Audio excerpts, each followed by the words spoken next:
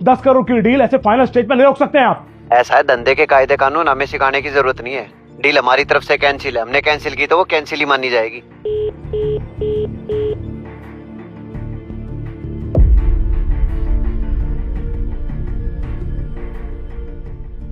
साहब जी, इतना गुस्सा आपकी सेहत के लिए अच्छा नहीं है।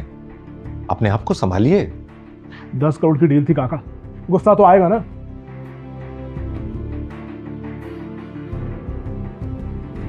खैर आप छोड़िए, गाड़ी निकालिए, आप एक मीटिंग के लिए जाना है। जी साहब, अभी निकालता हूं।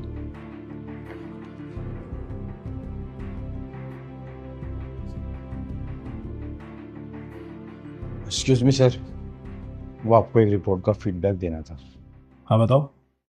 वो सर बात है कि इस बार हमारा रेवेन्यू 2% डाउन हुआ है। क्या यार सागर, तुम कर क्या रहे हो? रेवेन्यू ऊपर जाना चाहिए, नीचे क्यों गया? तो एक्चुअली बात है कि पूरा मार्केट ही क्रैश हुआ है और हमारा तो सिर्फ 2% डाउन हुआ है रेवेन्यू। जो हमारे कॉम्पिटिटर्स है उनका तो 10% तक डाउन हुआ है सर। देखो, मुझे कुछ नहीं पता।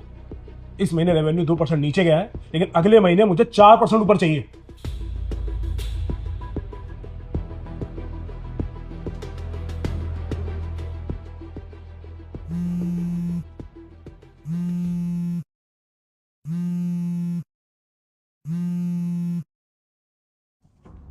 हाँ डॉक्टर साहब, बताइए क्या रिपोर्ट है मेरे टेस्ट की? सुबह से सारी खराब खबर ही सुन रहा हूँ मैं। आप ही को अच्छी खबर सुना दीजिए।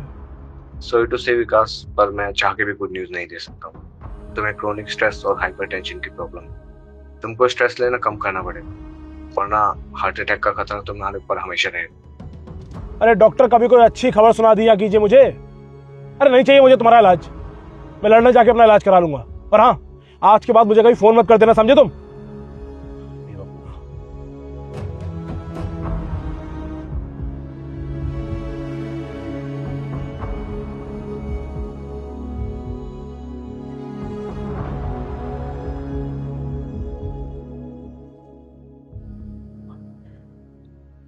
काका जी साहब।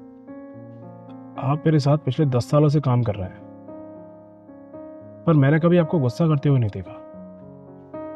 जब भी आपके साथ ऐसी कोई चीज होती है, आप उसमें भी कोई अच्छी बात ढूंढ लेते हैं। कैसे?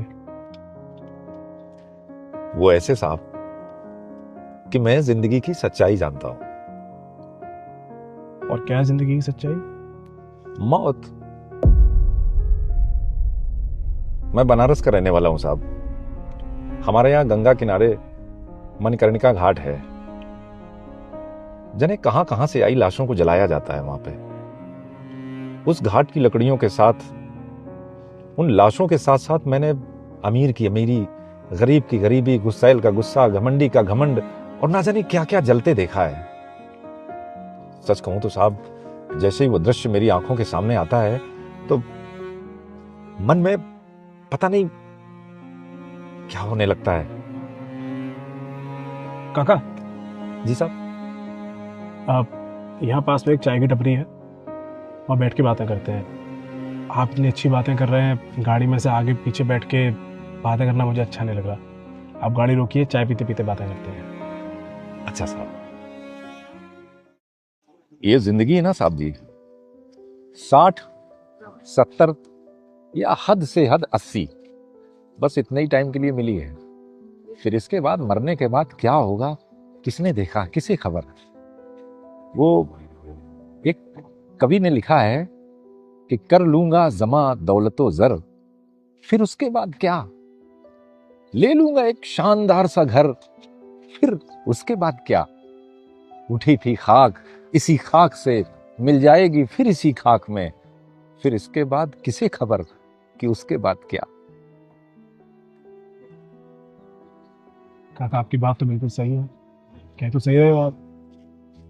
तो मैं ये कह रहा था साहब जी कि अपने उस मणिकर्णिका घाट पर मैंने जब लाशों को जलते देखा तो मन ने बस इसी सच्चाई को स्वीकार किया कि जिंदगी का आखिरी सच बस मौत है। इस दुनिया में जाने कितने राजे महाराजे हुए, लेकिन आखिरी में वो उसी मिट्टी में मिल गए जिस मिट्टी से वो आए थे। धंधे का क्या है साहब, अरे आज नुकसान हुआ है फिर फायदा हो जाएगा। और मैं कहता हूं कि नहीं भी होगा तो कौन सी आफत आ जाएगी। अरे कम से कम हम जिंदा तो हैं, स्वस्थ तो हैं, हमारे पास अपना घर तो है, रहने को छत तो है, साथ में परिवार तो है। अरे और तो और हमारे आसपास हमारा ख्याल रखने के लिए हमारे शुभचिंतक तो हैं। मुझे तो लगता है साहब कि जिसके पास ये चीजें हैं वो इस धरती का सबसे अमीर इंसान है, सबसे सुखी इंसान है। लक्ष्मी का क्या है, ये तो चंचला है साहब, आज इसके पास कल उसके पास। काका, आप बिल्कुल सही कह रहे हो।